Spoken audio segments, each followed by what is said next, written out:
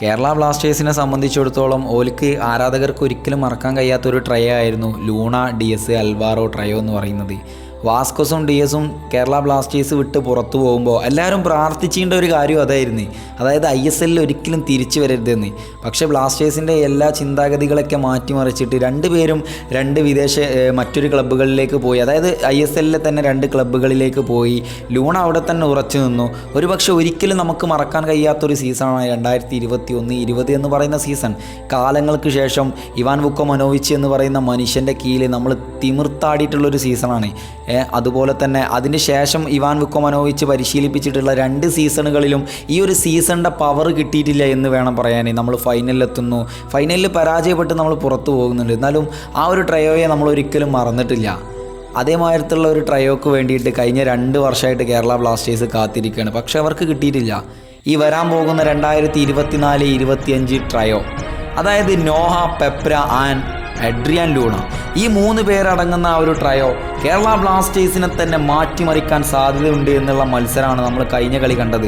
സംഭവം Mumbai city FC B ടീമിനായിട്ടാണ് കളിച്ചിട്ടുള്ളത്. പക്ഷേ നമ്മുടെ സ്ട്രൈക്കിംഗ് പൊസിഷനിൽ നിലകൊള്ളുന്ന 2 പേരും അതുപോലെ തന്നെ എഡ്രിയാൻ ലൂണയും ഈ 2 മൂവരും തീർന്നിട്ടുള്ള ആ ഒരു സഖ്യമുണ്ടല്ലോ, അത് ബ്ലാസ്റ്റേഴ്സ് ആരാധകരെ തൃപ്തിപ്പെടുത്തി എന്ന് വേണം പറയാൻ.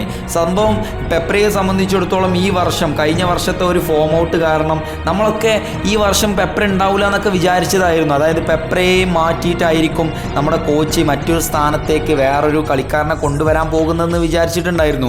ദിമിത്രിയോസ് ദിയമന്തക്കോസ് ടീം വിട്ടു പോകുന്നു. അപ്പോൾ ആ ഒരു സാഹചര്യത്തിലേക്ക് അത്രക്കും സ്റ്റാർ ആയിട്ടുള്ളൊരു സ്ട്രൈക്കറെ തന്നെ വേണമെന്നുള്ളത് നമ്മൾ വിചാരിച്ചിട്ടുണ്ടായിരുന്നു. പക്ഷേ ആ ഒരു ചിന്താഗതിയൊക്കെ ഇനി ഈ വർഷം പോണില്ല എന്നുള്ള ആ ഒരു ചിന്താഗതിയിലേക്ക് എത്തിയിരിക്കുകയാണ് ക്വാമി പെപ്ര എന്ന് പറയുന്ന മനുഷ്യൻ. ഹാട്രിക് ഗോളുകളാണ് കഴിഞ്ഞ മത്സരത്തിൽ അദ്ദേഹം അടിച്ചിട്ടുള്ളത്. അതുപോലെ തന്നെയാണ് നോവ സദോയെ കൊണ്ടുവരുമ്പോൾ നമ്മൾ ചിന്തിച്ചിട്ടുള്ള ഒരു കാര്യമായിരുന്നു വിങ്ങുകളിലൂടെയുള്ള അറ്റാക്ക് ബ്ലാസ്റ്റേഴ്സ് എങ്ങനെ മുതലെടുക്കുക എന്നുള്ളത്. ബ്ലാസ്റ്റേഴ്സിനെ സംബന്ധിച്ചിടത്തോളം ഒരു പ്രോപ്പർ സ്ട്രൈക്കറുടെ കുറവ് ഇപ്പോഴും അവിടെ ഉണ്ടെങ്കിലും ക്വാമി പെപ്രെ തൻ്റെ സ്ട്രൈക്കിംഗ് പൊസിഷൻ നല്ല രീതിയിൽ കൈകാര്യം ചെയ്തിട്ടുണ്ട് എന്നുള്ളതാണ്. നോവ സദോയും 3 ഗോൾ നേടുന്നു, ക്വാമി പെപ്രയും 3 ഗോൾ നേടുന്നു. അതായത് അവരുടെ മത്സരങ്ങൾ വീക്ഷിച്ചവർക്കറിയാം കേരള ബ്ലാസ്റ്റേഴ്സിന് കുറച്ചുകൂടെ സ്ട്രെങ്ത് കൊടുക്കുന്നുണ്ട് ഉള്ളത്. ഒരുപക്ഷെ ലൂണയെ സംബന്ധിച്ചിടത്തോളം കഴിഞ്ഞ ദിവസത്തെ ആ മത്സരം കാണുമ്പോൾ ബ്ലാസ്റ്റേഴ്സിൻ്റെ ആരാധകർ ലൂണ എന്തുകൊണ്ടാണ് ഇത്ര മേല് ഫോം ഔട്ടായിട്ട് കളിക്കുന്നത്, അതായത് ലൂണയുടെ യഥാർത്ഥ കളിയൊന്നും നമ്മൾ ആ ഒരു സീസണിൽ, അതായത് ഈ ഒരു മത്സരത്തിൽ കണ്ടിട്ടില്ല. സോ എന്തുകൊണ്ടാണ് ഇങ്ങനെ കളിക്കുന്നതെന്ന് നമുക്ക് തോന്നിയിട്ടുണ്ട്. പക്ഷേ അഡ്രിയാൻ ലൂണ എന്ന് പറയുന്ന മനുഷ്യന് മായാജാലങ്ങൾ സൃഷ്ടിക്കാൻ കഴിവുള്ള ബ്ലാസ്റ്റേഴ്സിൻ്റെ ഒരു ദത്തുപുത്രനാണ് എന്ന് പറയില്ലേ, അതുപോലത്തെ ഒരു മനുഷ്യനാണ്. അത് എങ്ങനെ വന്നാലും മാറും. അപ്പോൾ ഇനി മുതൽ ഈ വരുന്ന സീസണിൽ ഒരു പുതിയ ട്രയോക്ക് കൂടെ ഞങ്ങൾ ഉദ്ഘാടനം കൊടുത്തിരിക്കുകയാണ്. അതായത് ഒരു പുതിയ ട്രയോക്ക് കൂടെ ഞങ്ങൾ ഇവിടെ വരവേൽപ്പ് നൽകിയിരിക്കുകയാണ്.